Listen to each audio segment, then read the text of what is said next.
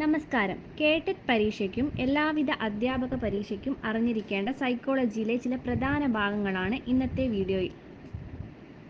Psyche, logos എന്നീ Greek പദങ്ങളിൽ നിന്നാണ് സൈക്കോളജി എന്ന പദം രൂപപ്പെട്ടത്. ഇവിടെ ഓർത്തിരിക്കേണ്ടത് 2 ഗ്രീക്ക് പദങ്ങളിൽ നിന്നാണ് സൈക്കോളജി എന്ന പദം രൂപപ്പെട്ടത്. ഇനി സൈക്കോളജിയുടെ പിതാക്കന്മാരാരൊക്കെയാണെന്ന് നോക്കാം.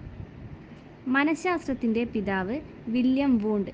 വില്യം വൂണ്ട് ആണ് മനഃശാസ്ത്രത്തിൻ്റെ പിതാവ്. ആധുനിക മനഃശാസ്ത്രത്തിൻ്റെ പിതാവ് ആരാണെന്ന് ചോദിച്ചാൽ സിഗ്മണ്ട് ഫ്രോയിഡ് ആണ്.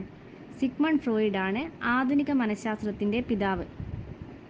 ശിശു മനഃശാസ്ത്രത്തിൻ്റെ പിതാവ് പിയാഷെ. പിയാഷെയാണ് ശിശു മനഃശാസ്ത്രത്തിൻ്റെ പിതാവ്. വിദ്യാഭ്യാസ മനഃശാസ്ത്രത്തിൻ്റെ പിതാവ് തോണ്ടെയ്ക്ക്. തോണ്ടെയ്ക്ക് ആണ് വിദ്യാഭ്യാസ മനഃശാസ്ത്രത്തിൻ്റെ പിതാവ്. 1879 ആദ്യത്തെ മനഃശാസ്ത്ര പരീക്ഷണശാല ജർമ്മനിയിൽ സ്ഥാപിച്ചത് വില്യം വൂണ്ട് ആണ്. വില്യം വൂണ്ട് ആണ് ആദ്യത്തെ മനഃശാസ്ത്ര ലബോറട്ടറി ജർമ്മനിയിൽ സ്ഥാപിച്ചത്. ഇവയൊക്കെ മുൻ വർഷങ്ങളിൽ ചോദ്യങ്ങളായി വന്നവയാണ്, ഓർത്തിരിക്കണം.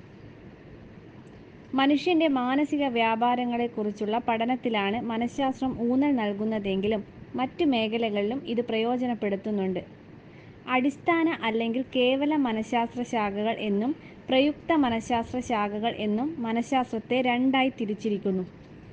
ഓർക്കുക, മനഃശാസ്ത്രത്തെ അതിൻ്റെ പ്രായോഗികതയുടെ അടിസ്ഥാനത്തിൽ രണ്ടായി തിരിച്ചിരിക്കുന്നു: കേവല മനഃശാസ്ത്ര ശാഖകൾ, പ്രയുക്ത മനഃശാസ്ത്ര ശാഖകൾ. കേവല മനഃശാസ്ത്രം എന്തെന്നാൽ സൈക്കോളജിയിലെ തിയറീസ്, പ്രിൻസിപ്പിൾസ് ഇങ്ങനെയുള്ള കാര്യങ്ങളാണ്. ഉദാഹരണങ്ങൾ: പൊതുമനഃശാസ്ത്രം, സാമൂഹ്യ മനഃശാസ്ത്രം, പരീക്ഷണ മനഃശാസ്ത്രം, വികാസ മനഃശാസ്ത്രം, വൈജ്ഞാനിക മനഃശാസ്ത്രം, അപസാമാന്യ മനഃശാസ്ത്രം. പ്രയുക്ത മനഃശാസ്ത്രം എന്നുവെച്ചാൽ സൈക്കോളജി അപ്ലൈ ചെയ്യുന്ന മേഖലകളാണ്. സൈക്കോളജിയിലെ തിയറീസ്, പ്രിൻസിപ്പിൾസ് ഇവ ദൈനംദിന ജീവിതത്തിൽ പ്രയോജനപ്പെടുത്തുന്നു. ഉദാഹരണങ്ങൾ: ചികിത്സാ മനഃശാസ്ത്രം, വ്യാവസായിക മനഃശാസ്ത്രം, അപരാധ മനഃശാസ്ത്രം അഥവാ ക്രിമിനൽ സൈക്കോളജി, സൈനിക മനഃശാസ്ത്രം, കായിക മനഃശാസ്ത്രം, നിയമ മനഃശാസ്ത്രം, വിദ്യാഭ്യാസ മനഃശാസ്ത്രം.